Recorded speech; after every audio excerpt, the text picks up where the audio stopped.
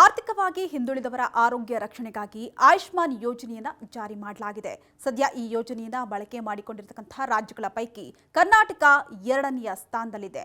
ಅಲ್ಲದೆ ಈ ಯೋಜನೆಯನ್ನು ಬಳಕೆ ಮಾಡಿಕೊಂಡಿರತಕ್ಕಂತಹ ಲಿಸ್ಟ್ನಲ್ಲಿ ಯುವ ಜನರೇ ಹೆಚ್ಚಿದ್ದಾರೆ.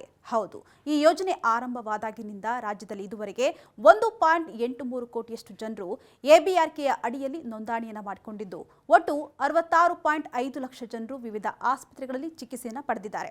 ಈ ಯೋಜನೆಯ ಅಡಿಯಲ್ಲಿ ಒಟ್ಟು 1700 ಕೋಟಿಯಷ್ಟು ಹಣವನ್ನು ಆಸ್ಪತ್ರೆಗಳಿಗೆ ಪಾವತಿ ಮಾಡಲಾಗಿದೆಯಂತೆ. ಹೌದು, ಎಬಿಆರ್ಕೆ ಮೂಲಕ ನೋಂದಣಿ ಮಾಡಿಕೊಂಡಿರತಕ್ಕಂತಹ ಲಿಸ್ಟ್ನಲ್ಲಿ 15 ರಿಂದ 29 ವರ್ಷದ ವಯೋಮಾನದ ಯುವಕರು ಒಟ್ಟು 42,36,000 ಜನರು ನೋಂದಣಿಯನ್ನು ಮಾಡಿಕೊಂಡಿದ್ದಾರಂತೆ. ಇನ್ನು 30 ರಿಂದ 44 ವರ್ಷದ ವಯೋಮಾನದವರು ಒಟ್ಟು 50 ಲಕ್ಷ ಜನರು ಚಿಕಿತ್ಸೆಯನ್ನು ಪಡ್ಕೊಂಡಿದ್ದಾರಂತೆ.